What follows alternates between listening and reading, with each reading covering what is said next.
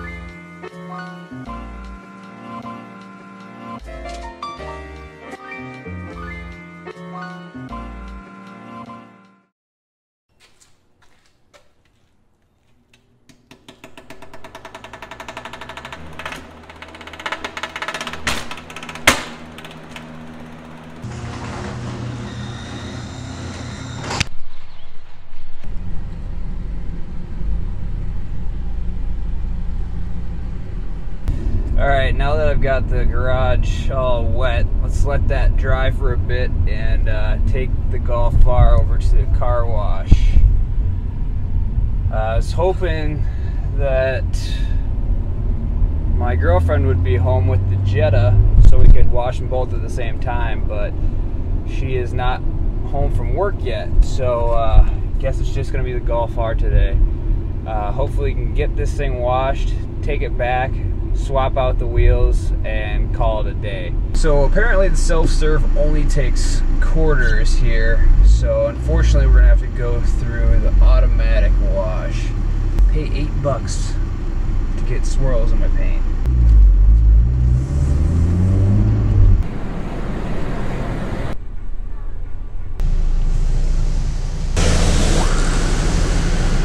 Whoa!